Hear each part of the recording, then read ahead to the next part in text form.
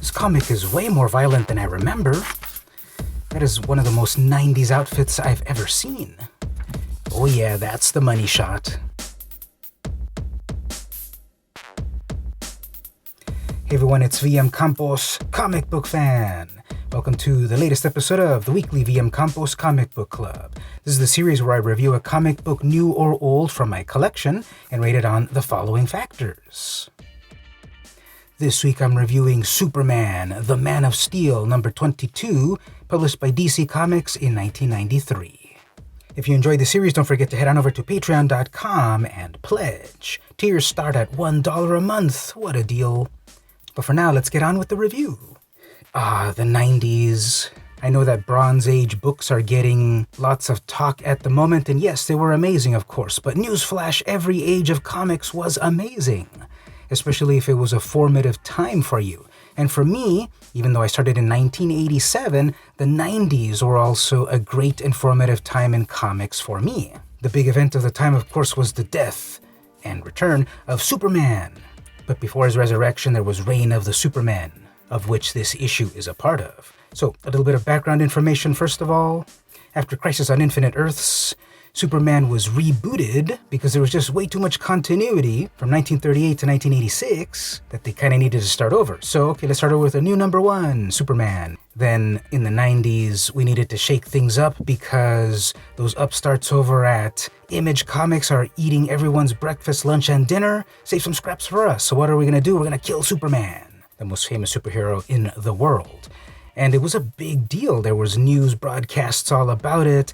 There were speculators buying up every copy to invest for the future, and even mom and pop comic shops were getting in on the action. Comics were going to the moon and never coming back. Oh, that sounds familiar. And yes, those comics sold millions of copies, and there's still millions of copies 25 years later that you can get them for pennies on the dollar, basically.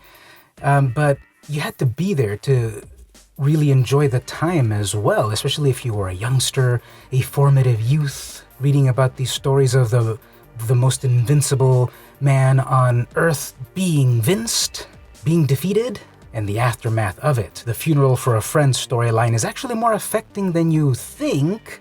Go back and read those issues. Some might call them corny, but I recently reread a few of those Funeral for a Friend issues, and yeah, they were still affecting. Superman is dead, and how are we going to handle it? Well, the only constant in the world of comics is change. So of course Superman's gonna come back, but wait a minute. 4 Supermen are claiming to be the one true Superman? What's going on? That was Reign of the Supermen. Anyway, so we had Reign of the Supermen. There were 4 Supermens that were trying to claim the crown of being Superman, and this is one of in that story. The Man of Steel version. The funeral is over. So let's take a deep dive into this book. All right, cover art. First of all, it is the 90s, so there are 2 covers. We've got the regular art version over here. This is a direct edition version, no barcode. This is also a direct edition, but with the premium cover, which has a die cut. It's cut into the cardboard. This is a thicker cardboard. This is just plain old paper over here. And we got a die cut showing the Man of Steel logo.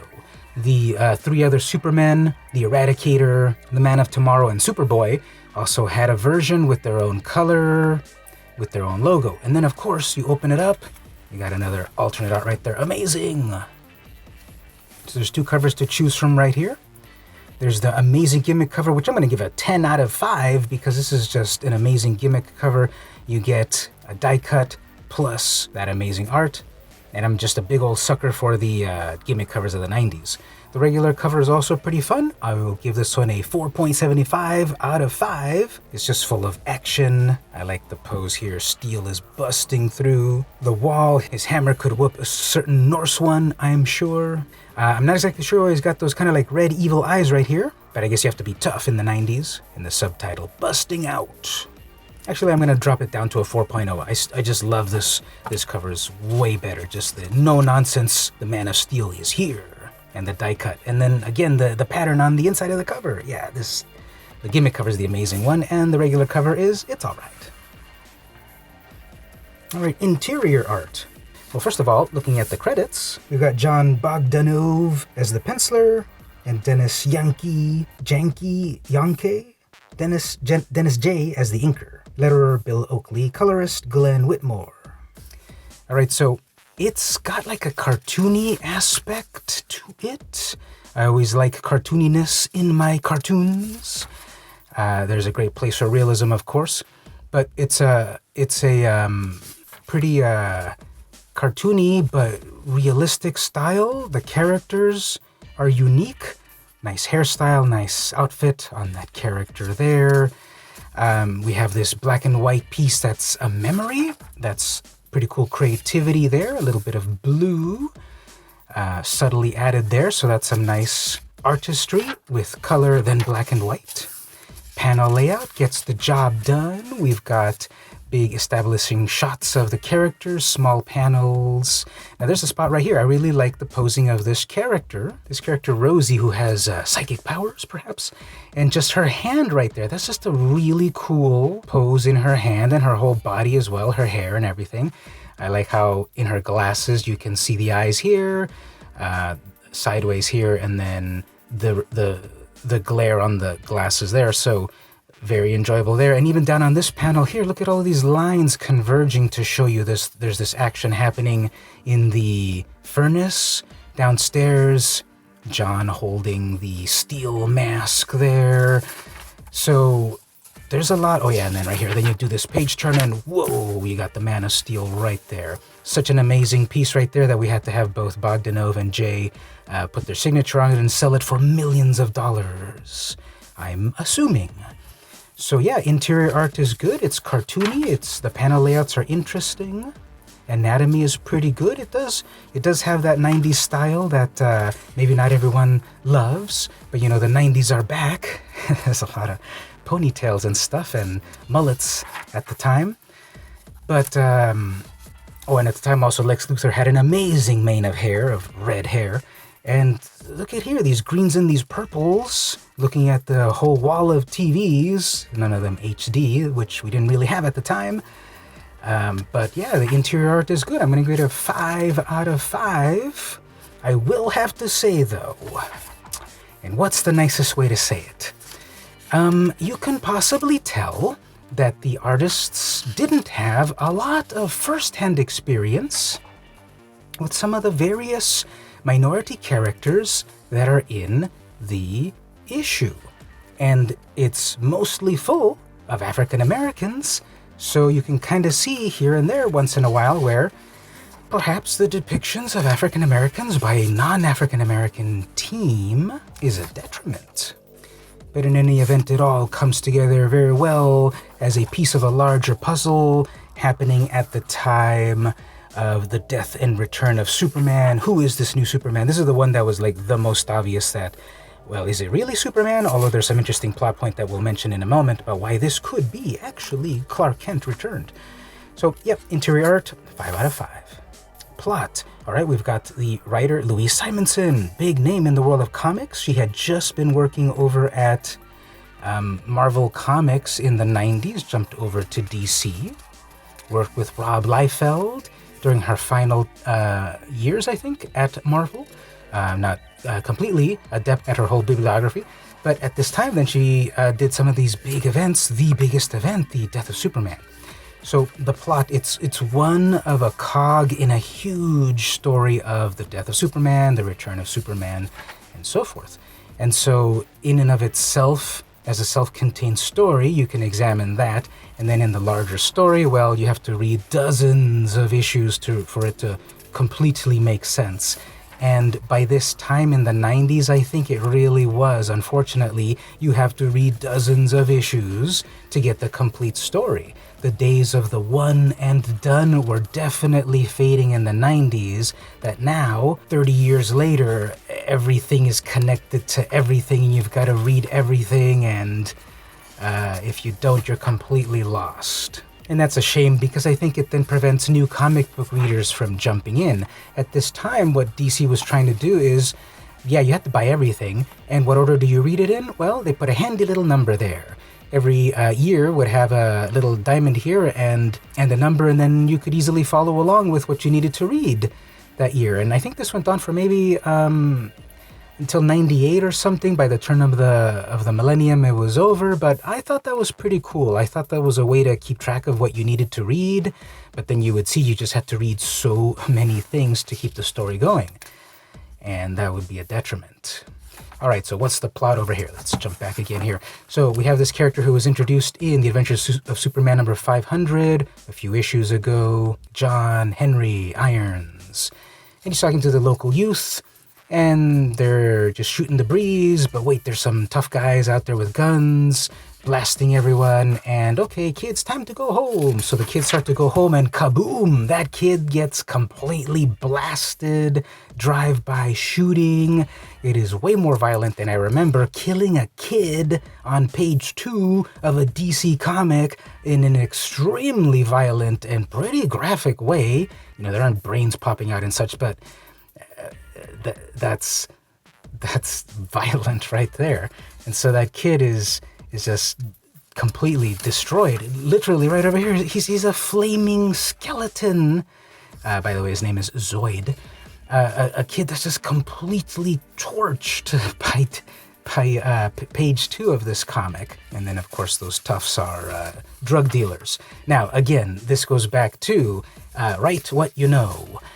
And I don't think Miss Simonson had a lot of first-hand experience with the more impoverished neighborhoods of New York City. And so perhaps perceptions of intense violence and drugs and such weren't the most accurate for her to depict, but it's a comic book and you gotta heighten it and all of that. So there's a lot of violence in the hood. John Henry is there and he's like, no, I gotta stop him. And then they scrunch him against the alley, and they leave him all bloody right there too. And like, where are these guns? What's going on here? Spoiler alert! At one point, John, well, you know, he was always like saving lives, and one day he saved a life, but then he slipped, and Superman's like, okay, yeah, I'll save you, no problem. And John's all, I owe you my life, Superman. Then make it count for something. And so now he dedicated himself to saving people. When the Doomsday event happened, he tried to stop it. Of course, he's just a human. He wasn't able to help. He got trapped in the rubble. And then he woke up after that and renewed with a new purpose. So his new purpose is, I gotta be the new Superman. Superman is missing, therefore I gotta be the new Superman. Those tough guys are like, we gotta stop him because he saw our face or whatever. So let's destroy his whole block. Let's firebomb it. Just in time, John was completing his steel outfit and he emerges right there. So beautiful full-page shot of the character. And he leaps from the danger, rescuing Rosie, who then tells the news, I know it's him, I know it's Superman. It's a wandering soul. A soul that has not completed his journey has inherited a new body. Superman is back. So I hadn't remembered that, like how there were those 4 Supermen and each one had a claim to be Superman, and I forgot what was John's claim. Just that he wanted to take up the mantle, but then, okay, reading it again, oh no, it's because Clark Kent's or Superman's soul has gone into the new body. Makes sense. There's a subplot with Lois with some old boyfriend or something, I don't remember what, and that doesn't really go too far anywhere. Pause it and read those things on your own. But let me finally show this that I've been skipping. Not only do we have an amazing gimmick cover, if you get the gimmick cover, but they also included a poster. You can take out the poster here. Mine is intact. So we have Steel, we have Lois, bad guy shooting, and then also Steel shooting. Now, he's not shooting what you think he's shooting. We'll find out what it is later. This is another cool little addition to this comic. I like the line work in the art. Here we've got the eyeballs instead of the red eyes. I don't know if they fully confirmed on which version was really always going on, but cool poster nonetheless. Very 90s style. So back to the story, Lex Luthor's starting to hear about who's this new Superman, why are there all of these weapons in Metropolis, why don't I know about it, let me find out about it. So Steel has to go find these drug dealers, he busts in, does some battling, he's too tough for them, until they take out the heavy artillery, this guy blasts this other guy. This is way more violent than I remember, because just look what happens here after one of the toughs says, I'll hold him for you, Dutch, blasts him, and what's the result? Half a corpse. Steel is holding half of this corpse, of this bad guy who was a bad guy but didn't deserve to be cut in half by this super laser, and now he's just half a corpse. And here John is all traumatized, and he starts to remember, hey, wait a minute, that gun, when I was in the military-industrial complex, I think I helped develop that gun. This is partly my fault. So, interesting angle. So Steel also has his own weapons, but wait a minute, they're not guns. They fire these steel beams for driving the train tracks. Very big difference. And who is it? It's the White Rabbit who is supplying these guns to the community. And I ask you, is this not one of the most 90s pages you've ever seen? This outfit doesn't exist, save for a small window in time in 90s comics. Thank you, Image Comics. So anyway, she has a chance to take out Steel. She pulls a trigger, but instead she takes out the other guy. And again, perfect headshot from 10 miles away.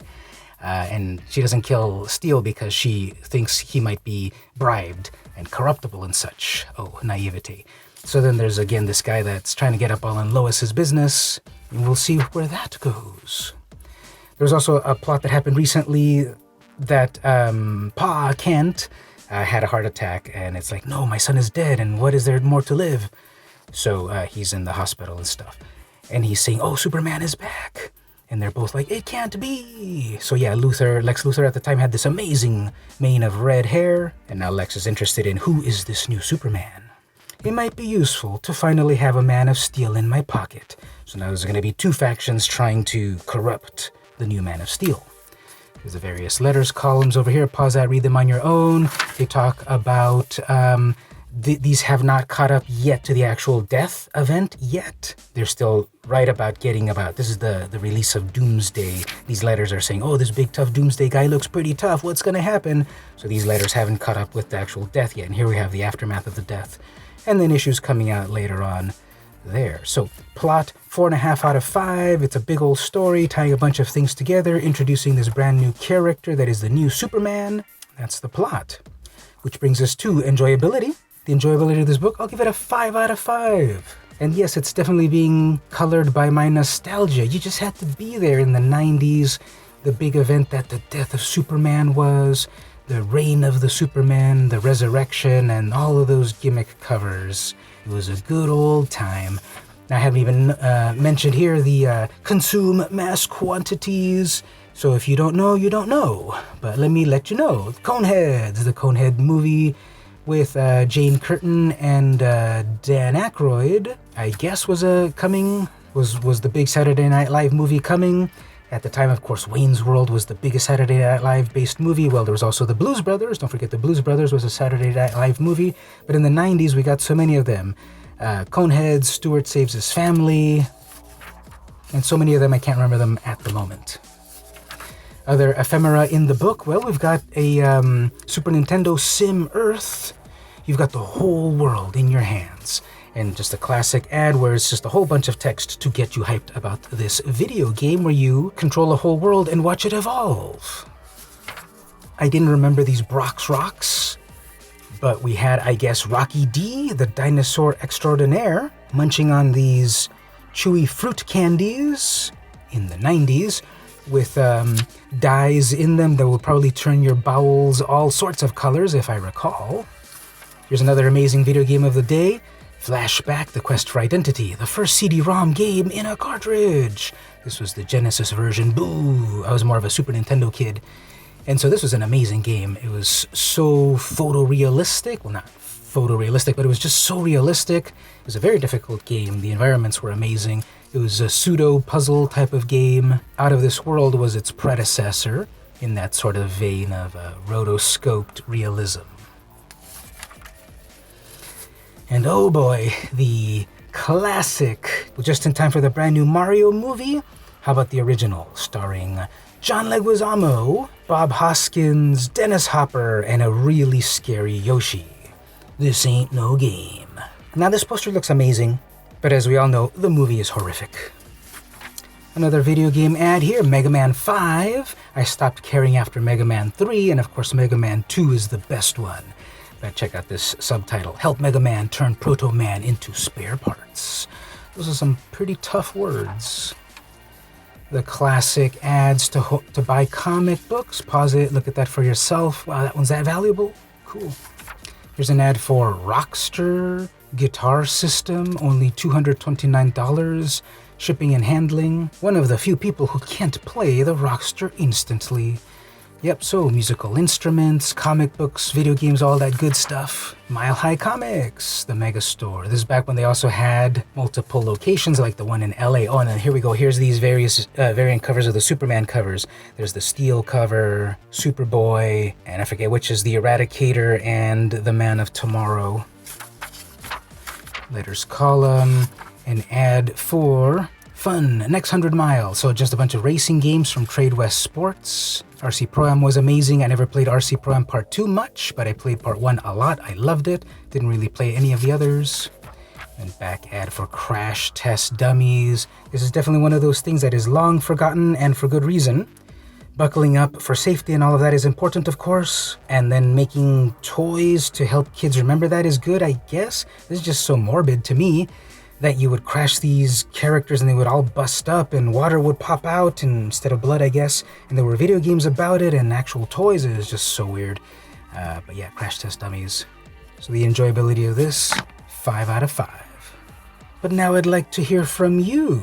Did you read the Death of Superman comics back in the day? Have you read them digitally in trade format? Have you never read them and are now intrigued to find out what the hoopla was about? Tell me about it in the comments. Which of the 4 Supermen was your favorite? Were you also shook when Doomsday defeated Superman and overjoyed when he finally came back? Tell me in the comments. Do you think all these 90s comics are trash? Do not tell me in the comments. Keep that locked away in your own dark heart. Anyway, if you enjoyed this video, head on over to my Patreon, patreon.com/vmcampos. Help the channel keep going for $1 a month. Unlock goodies for higher tiers, or perhaps click the join button here in YouTube to become a contributor, or simply click thanks and show your support. I would really appreciate it. If you can't quite pledge at the moment, simply like, share, comment, subscribe, ring the bell, battle the Minotaur, do all that good stuff. I really appreciate it. So this week I read Superman, the Man of Steel, number 22, published by DC Comics in 1993. This has been the weekly VM Campos Comic Book Club, and I'll see you next week.